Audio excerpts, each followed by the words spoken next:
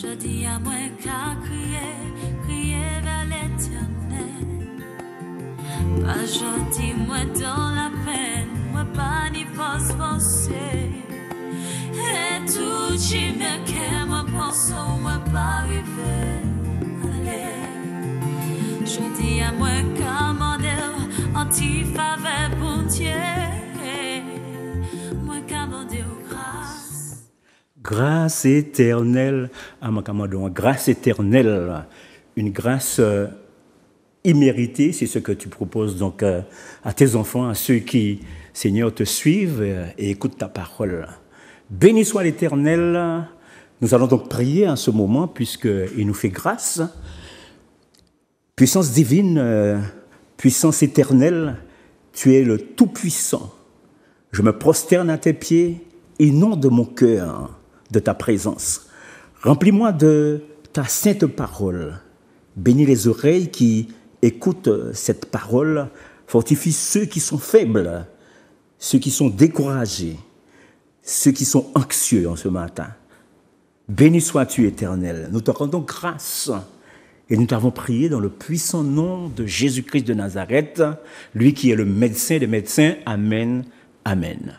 À pas de course, je vais donc pour saluer avec rapidité, parce que j'ai un nombre de personnes à saluer ce matin.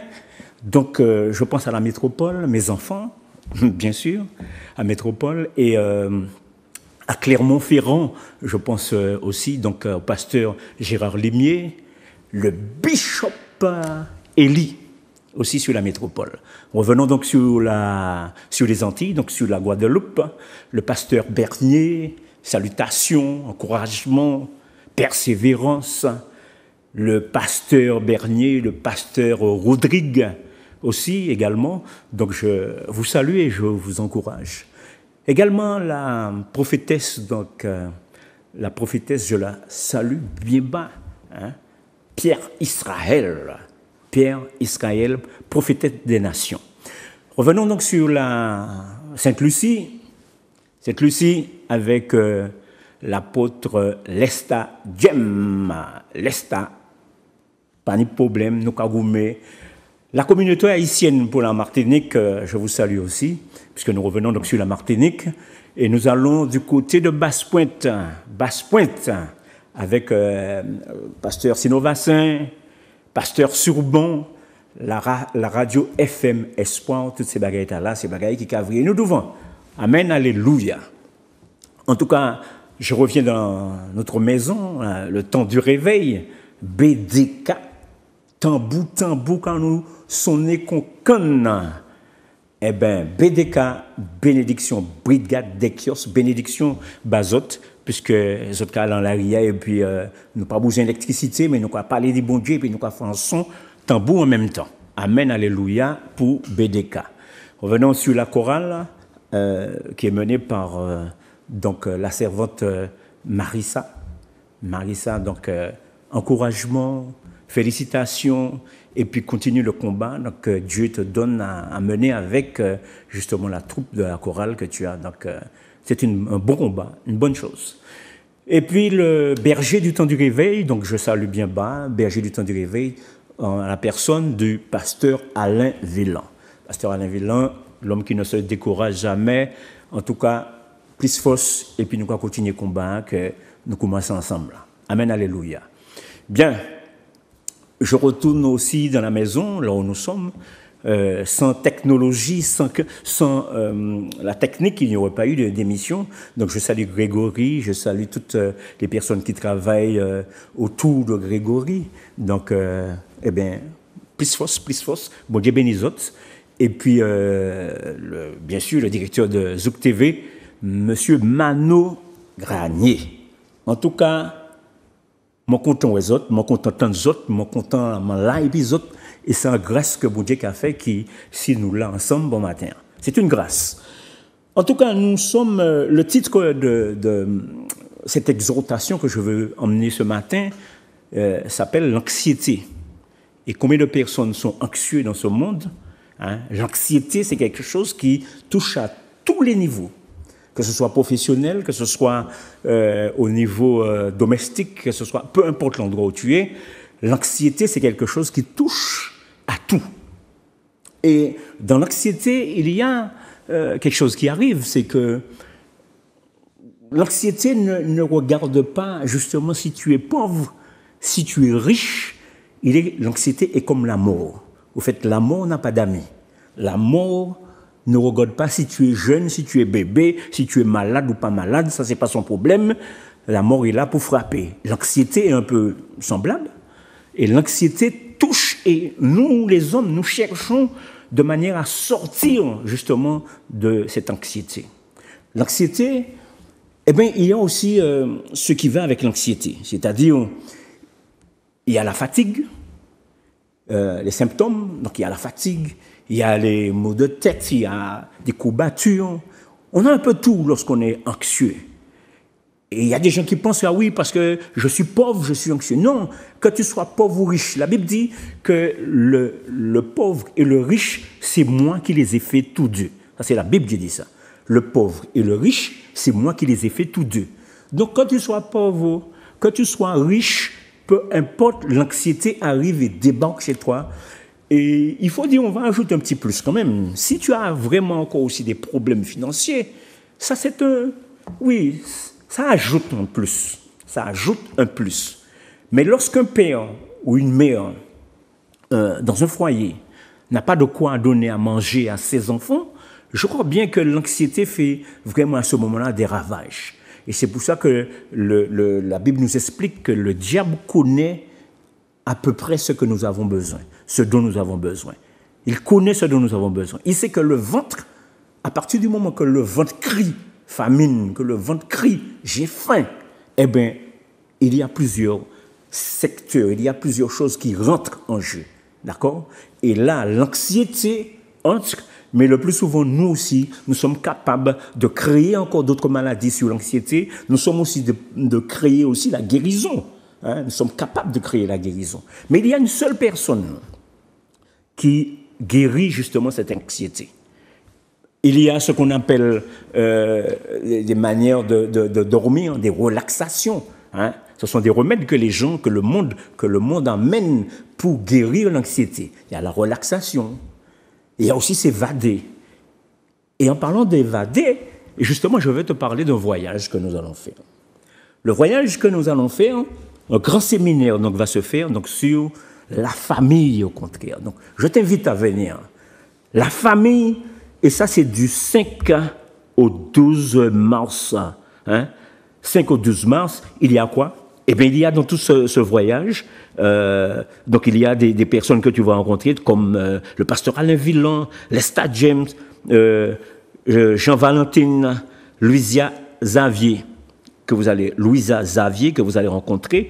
Et parmi les chantres des orchestres, tous ces gens-là que vous allez rencontrer, il y a José Versol, Maud Mas, Jackie Rapon, et puis le groupe Clam. Alors, donc, je t'invite à venir. Viens. Donc, il y a un téléphone, 0596 71 27 27. Pas oublier de crier, rapide, pas de problème. Donc, il y a une attente. Donc, le directeur de Zouk TV va vous accompagner et va faire des arrangements avec vous. Donc, pas téléphoner, pas aussi venir sur place, si vous voulez. Il faut acheter donc exclusivement ton ticket de voyage, donc à Zouk TV Voyage. Donc c'est pour ça que je te demande de venir sur place ou encore d'appeler pour avoir des conditions dans ce voyage. Donc si tu vas dans ce voyage, il y a une manière aussi de te libérer dans ce voyage. C'est-à-dire que si tu es anxieux, ou que tu ne l'es pas, je t'invite à venir dans ce voyage. Mais si tu es anxieux, sache qu'il y a aussi non seulement des serviteurs qui seront là pour te servir au niveau de la parole, mais il y a aussi la parole de Dieu qui va circuler dans le bâton. Donc, tu vas t'évader de plusieurs manières et dans ce voyage. Tu vas en découvrant donc les pays. Mais alors le parcours de ces pays, donc c'est Martinique, Guadeloupe, Saint-Kitts, Tortola, Saint-Domingue, l'île Catalina, donc tous ces pays-là, donc vous allez donc découvrir si vous ne l'avez pas encore fait. Donc je vous demande de vous presser pour venir donc sur le Costa Fascinosa. Costa Fascinosa. Alors donc, si tu viens dans ce voyage, ou alors si tu ne viens pas dans ce voyage, mais je veux te parler de l'anxiété. Parce que c'est ce qui fait que notre esprit est tellement coincé sur nos difficultés. Notre esprit est tellement coincé sur ce que nous avons, nous pensons nous en sortir le plus souvent. Et le plus souvent, nous voulons nous en sortir lorsque nous sommes anxieux, c'est parce que nous ne crions pas à Dieu. Je connais dans la Bible plusieurs personnes qui ont eu des difficultés. Plusieurs personnes sont sorties justement dans leurs difficultés parce qu'ils ont crié à Dieu. Ils ont fait appel à Dieu. Comment ils ont fait appel à Dieu? C'est parce qu'ils se sont connectés avec leur Dieu. Ils savent qu'il y a un créateur, celui qui a créé le ciel, la terre et tout ce qui s'y trouve. Eh bien, ils se sont connectés à ce Dieu-là. Comment se connecter à ce Dieu-là? Moi, je sers un Dieu tout-puissant. Jésus-Christ de Nazareth, lorsque tu l'appelles, il répond à tes prières. Et c'est pour cela aussi qu'il faut venir là où on est en train de parler de Dieu. Si tu n'arrives pas à entrer en connexion justement avec ton Dieu, je t'invite, viens au temps du réveil, viens au Glotin, chemin vilain Apollinaire, viens et tu vas entendre la parole de Dieu. Et tu vas être convaincu qu'il y a un Dieu tout-puissant qui est là pour t'aider. Il t'appelle, ta mission, c'est d'aller par tout le monde et prêcher la bonne nouvelle, prêcher ce que Dieu a fait pour toi, donner ton témoignage de ce que Dieu a fait pour toi. Je vais te parler d'un témoignage biblique ce matin. Un témoignage où des gens qui ont été anxieux sont sortis de cette anxiété. Pourquoi ils sont sortis? Parce qu'ils ont donc, je t'ai dit, ils ont fait appel à Dieu. Et voilà un gars que nous sommes tous en train de parler de lui. Aïe, aïe, aïe, aïe, aïe. Tout le monde parle de lui. David, le grand David. Alors, ce David, à un certain moment est arrivé, tout jeune petit boulot, comprenez qu'à débattre sur la scène politique. Alors, donc il arrive, et puisqu'il venait de battre Goliath, l'histoire de Goliath, c'est ce jeune David avec une fronde, donc il a tué Goliath. Et ne voilà-t-il pas qu'il a déjà donc des problèmes avec qui? Avec Saül, le roi d'Israël, le premier roi d'Israël. Pourquoi? Parce que déjà, par la jalousie, c'est une petite jalousie. C'est comme ça que commence l'anxiété. Donc, comment? Voici des gens qui entrent, qui sortent du combat, et les femmes commencent à crier « Ah, Saül a battu les 1000 et David les 10 000. » Ça seulement, ces petites paroles, simple petite parole. Tu as frappé les 1000, David les 10 000. Oh là là là là là là. Monsieur levé vaché. Il levé vaché, il dit, bon, ouais, ben, c'est que je sens que David veut prendre ma place, la place du roi. Et il va chercher, donc, une première fois, à tuer David. Quand David va constater que réellement, que Saül veut le tuer, alors que la personne qui tuait le Philistin, Goliath, eh bien, c'était cette personne-là qui avait donc sa fille, et David donc a eu sa fille, et c'était cette personne-là donc qui était honorée. Maintenant, il n'est plus honoré, Saül le poursuit pour le tuer. Et qu'est-ce qu'il va faire? Lui, David, va partir et il va aller se cacher. Il va aller dans le pays des nobles, chez Achimélec.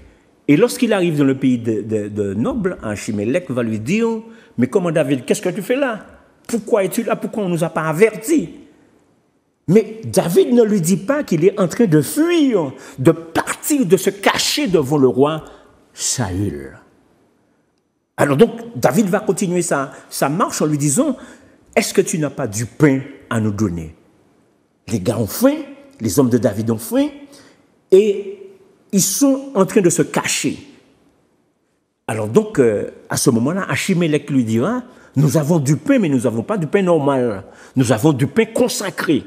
Et le pain consacré, il fallait ne pas avoir de relation conjugale pour manger ce pain-là. Alors David dit, non, nous n'avons pas eu de rapport, donc il n'y a pas de problème, on va pouvoir manger ce pain-là. Donc il prend le pain, il partage ce pain-là avec donc ses hommes, et il y a quelque chose de bizarre, parce qu'il y a d'autres hommes qui sont là, qui sont en train de surveiller David. Parce que, attention, le roi le roi qui s'appelle Saül est prêt à tuer David. Et là, David va jouer le fou. Il va faire comme s'il était fou. Tu te rends compte? La folie fait partie justement de l'anxiété. Il va faire comme s'il est fou. Je dis bien comme s'il est fou. Et voici le texte que nous allons lire, qui se trouve dans la Bible. Nous allons lire 1 Samuel, chapitre 21, 1 Samuel, chapitre 21, verset 13. Verset 13. Il se montra comme un fou à leurs yeux, et il fit devant eux des extravagances. Il faisait des marques sur les battants des portes, et il laissait couler sa salive sur sa barbe. Donc il joue le fou. Il joue le fou. Pourquoi? Parce qu'il est pris dans un engrenage. Il fait appel à Dieu, et il fait appel à Dieu de plusieurs manières, et voici là, il a écrit un psaume. Ce psaume qu'il écrit, il écrit un psaume qui est le psaume 34. Par rapport à ce problème, il écrit ce psaume. Et ce psaume est valable aussi pour toi comme il est valable pour moi-même. Nous allons lire donc ce psaume, le psaume 34. Le psaume 34 est dit de David contrefit l'insensé en présence d'Abimélec et qu'il s'en alla chassé par lui. Amen. Je commence. Il dit, je bénirai l'Éternel en tout temps. Sa louange sera toujours dans ma bouche. Que mon âme se glorifie en l'Éternel. Que les malheureux écoutent et se réjouissent. Exaltez avec moi l'Éternel. Célébrons tous son nom. J'ai cherché l'Éternel et il m'a répondu. Il m'a délivré de toutes mes frayeurs. Quand on tourne vers lui les regards, on est rayonnant de joie et le visage ne se couvre pas de honte. Quand un malheureux crie, l'Éternel entend et il le sauve de toutes ses détresses. L'ange de l'Éternel campe autour de ceux qui le craignent et il les arrache du danger. Sentez et voyez combien l'Éternel est bon. Alléluia. Heureux l'homme qui cherche en lui son refuge. Craignez l'Éternel, vous ses saints, car rien ne manque à ceux qui le craignent. Les lionceaux éprouvent la disette et la faim, mais ceux qui cherchent l'Éternel ne sont privés d'aucun bien. Venez, mes fils, écoutez-moi, je vous enseignerai la crainte de l'Éternel. Quel est l'homme qui aime la vie, qui désigne la prolonger pour jouir du bonheur? Préserve ta langue du mal et tes lèvres des paroles trompeuses. Éloigne-toi du mal et fais le bien. Recherche et poursuis la paix. Les yeux de l'Éternel sont sur les justes et les oreilles sont attentives à leurs cris. L'Éternel tourne sa face contre le méchant pour rechercher de la terre leurs souvenirs. Quand les justes crient, l'Éternel entend et il les délivre de toute leur détresse. L'Éternel est près de ceux qui ont le cœur brisé et il sauve ceux qui ont l'esprit d'abattement. Le malheur atteint souvent le juste, mais l'Éternel l'en délivre toujours. Il garde tous ses os, aucun d'eux n'est brisé. Le malheur tue les méchants et l'ennemi du juste sont châtiés. L'Éternel délivre l'âme de ses serviteurs et tous ceux qui l'ont pour refuge échappent au châtiment. Amen. Amen. Combien l'Éternel est bon. Cet homme-là, qui s'appelle David, écrit donc ce psaume parce qu'il est pris dans un engrenage et il sait que, au risque de sa vie, il est obligé de s'échapper. Il est obligé de jouer le fou. Il est obligé de se sortir, mais Dieu le délivre à la fin. Et Dieu est capable. Si Dieu le fait pour David, il le fait pour toi, il le fait aussi pour moi. Il le fait pour nous. À partir du moment que tu invoques son nom, à partir du moment que tu crois en lui, en l'Éternel, sache que l'Éternel est là et il va faire de façon à ce que toi-même, que tu puisses avancer avec lui. Il va t'éclairer. Il dit que je suis la lumière. Je suis la lumière qui se trouve, justement, que tu ne dois pas mettre au-dessus du lit, mais que tu dois placer sur les montagnes pour éclairer les vallées. Il est la lumière. Il est cette lumière-là. Il est l'eau de vie. L'Éternel des armées. Il faut t'accaparer de cette puissance qui est l'Éternel. Il faut t'accaparer justement de lui. Lorsque tu es, n'attends pas lorsque tu es seulement malade, mais lorsque tu es peut-être découragé, sache qu'il y a un Dieu, Jésus-Christ de Nazareth. Il est là pour t'aider à te sortir. Il y a une autre histoire dans la Bible qui se trouve dans le Nouveau Testament. Et dans le Nouveau Testament, il s'agit d'une femme qui est malade. Elle a une perte de sang depuis très longtemps. Beaucoup d'années se sont écoulées et cette femme-là est passée de porte en porte. Elle a été voir justement des personnes soi-disant qui allaient leur guérir. Chez nous, on appelle ça des gadettes affaires, des devins. Elle a été voir toutes sortes de médecins. Mais personne n'a réussi à guérir cette femme. Et vous comprenez bien que lorsque vous avez une perte de sang, que ce n'est pas facile pour une femme de s'asseoir parmi une population, parmi une foule.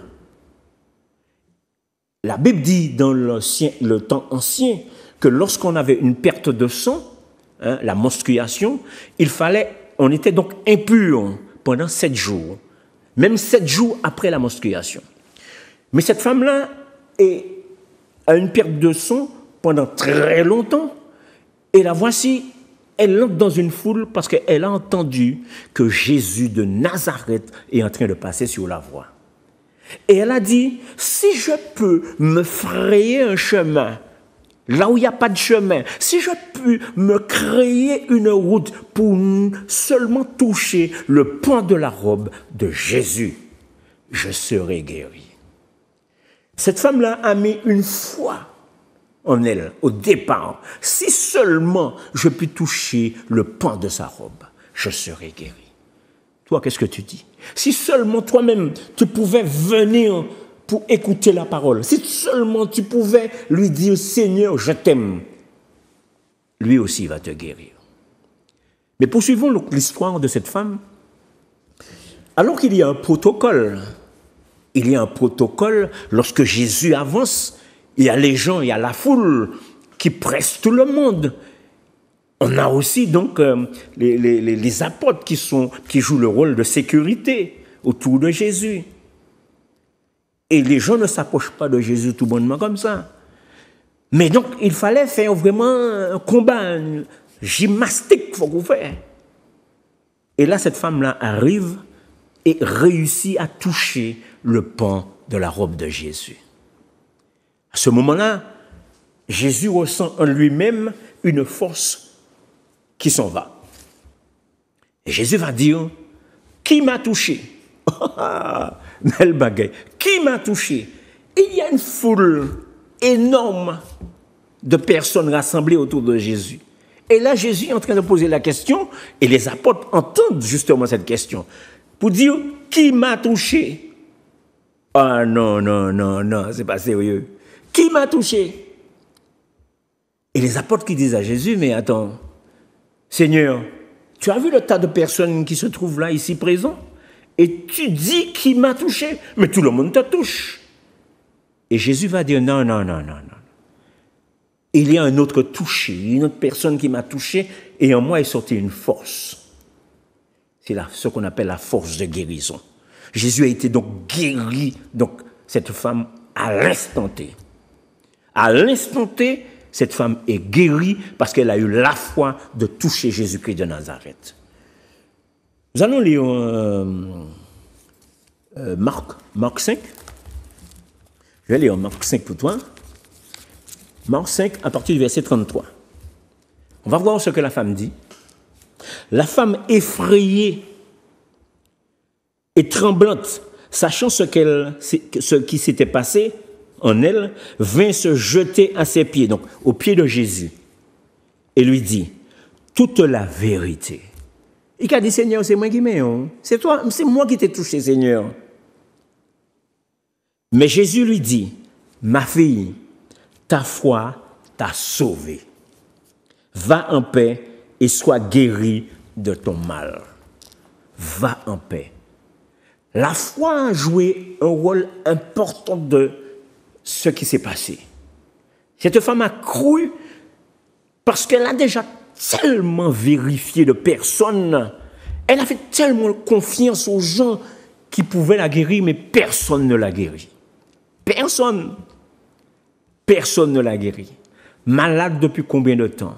Avoir donc ce temps d'aller consulter des gens pour sa guérison. Mais en vain. Il y a quand même une seule personne, Jésus-Christ de Nazareth, est venu à son secours. Elle ne s'attendait pas à ce moment-là. Elle a dit simplement, si j'ai entendu parler de Jésus-Christ de Nazareth. Et c'est pour cela que Jésus dit que la parole est une épée à deux tranchants. Et quelle est cette parole? C'est la parole de la Bible, la parole de Dieu, une épée à deux tranchants, une épée qui blesse et qui guérit, qui blesse et qui guérit. Attention, tu dois faire confiance à Dieu. Si tu veux être guéri, si tu veux que ton anxiété sorte aujourd'hui même, à l'heure même, il y a Jésus-Christ de Nazareth. Je te conseille de mettre ta main sur ta foi et dire, Jésus, guéris-moi, et tu seras guéri. Je vais aussi te parler d'une autre personne. Parce que Jésus, c'est un peu son travail de rencontrer qui? De rencontrer les aveugles, de rencontrer les malades, les sourds, les muets. Et voici Jésus qui rentre dans le pays de Gadara, le pays de Gadara. Et là, il y a un Gadarénien qui vivait donc dans un sépulcre, dans les sépulcres. Le gars criait nuit et jour. Toutes les bougakas criaient. Un cri insupportable pour la société.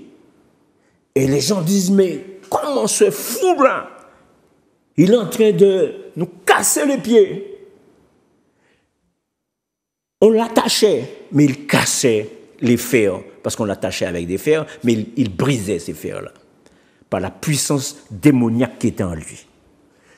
Ce Gadarénien, non seulement il criait, mais il frappait, il se flagellait, il frappait les tombes, il cassait tout ce qu'il rencontrait. Et un jour, Jésus passe par là, dans le pays de Gadara. Jésus rencontre ce Gadarénien.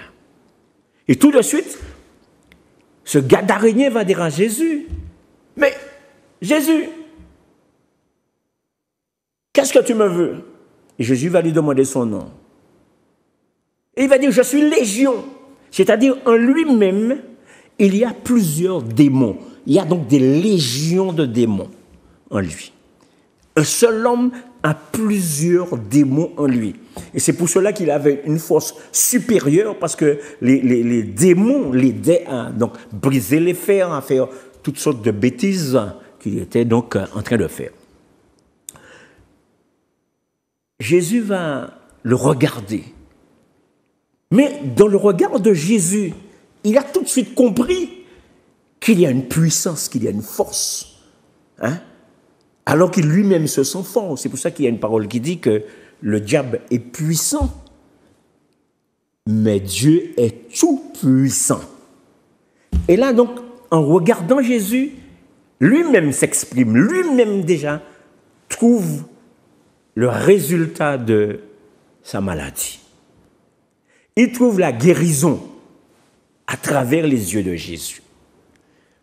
Et il va dire à Jésus, si tu veux chasser donc les démons qui sont en moi, envoie-les dans les troupeaux de pourcins qui sont de l'autre côté.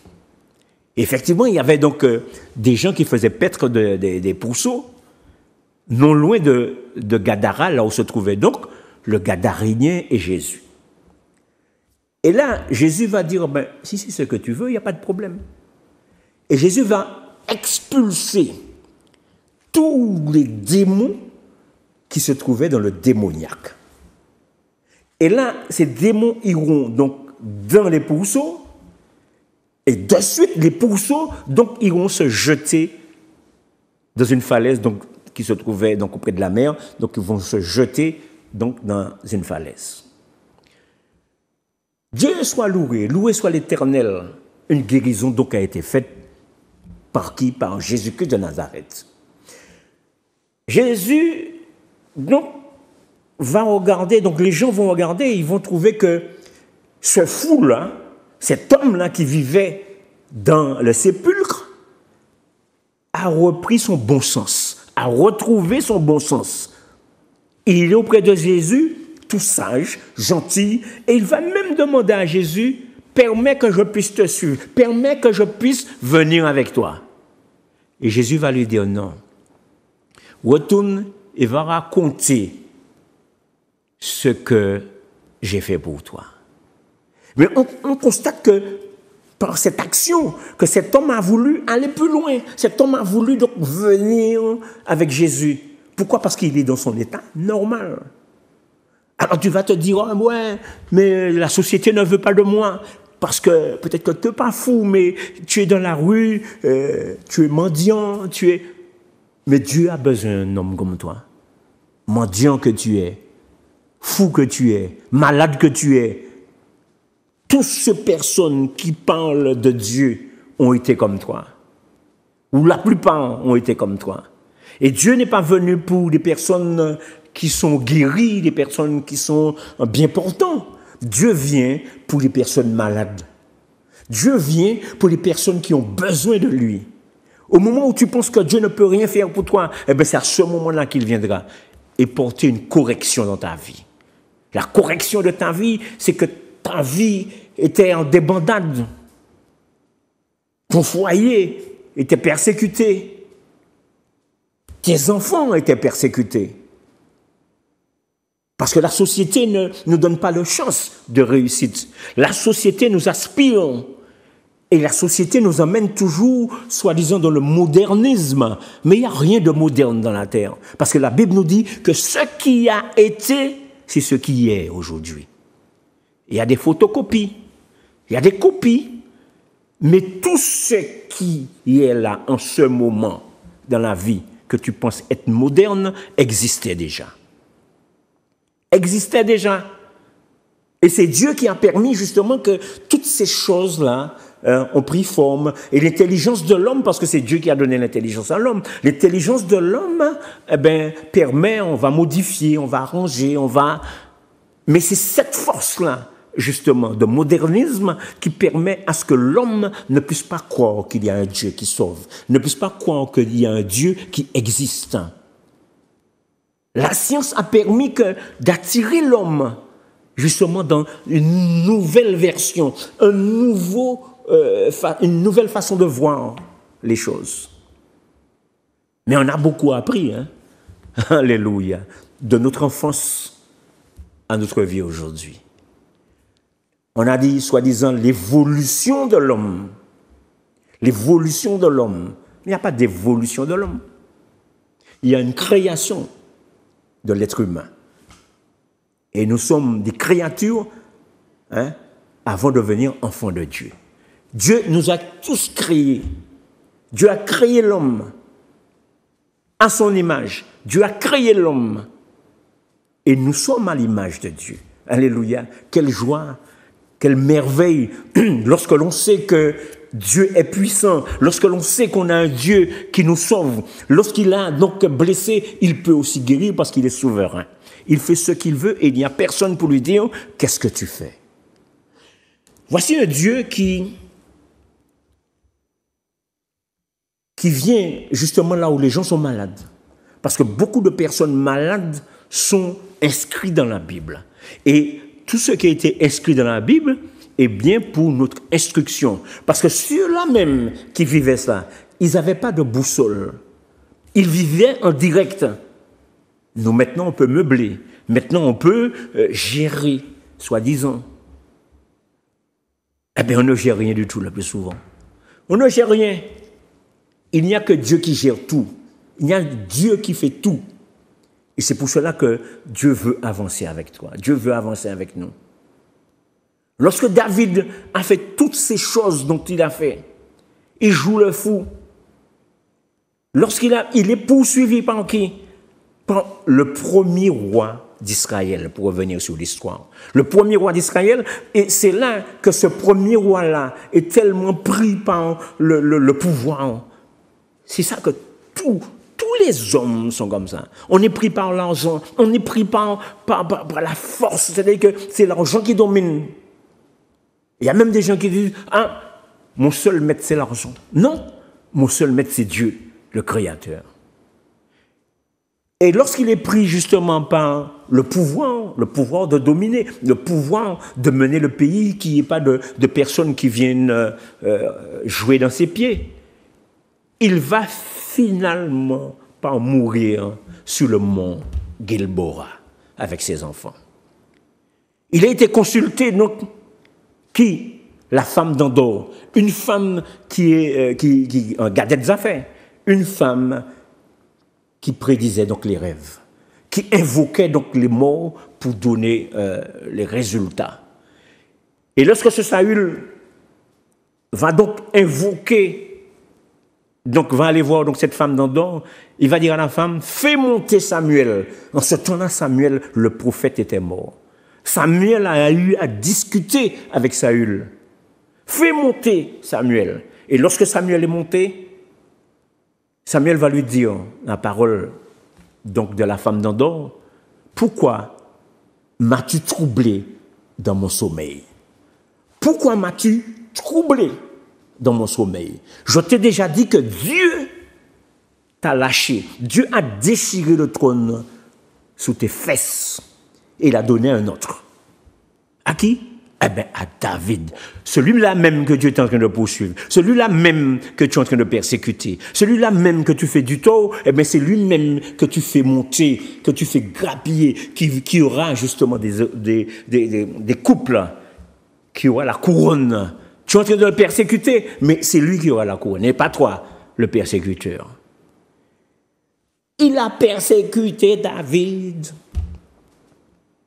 Et voici qu'il ira au combat. Il avait donc invoqué l'Éternel.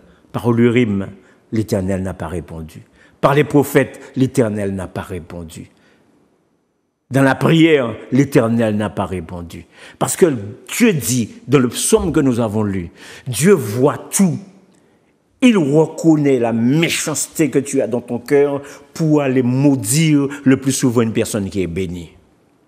Tu veux faire du mal aux malheureux, tu veux faire du mal. Et surtout, on retrouve souvent cette chose dans les constructions. Lorsqu'un homme en Martinique, surtout, dans tous les pays, mais en Martinique, c'est flagrant.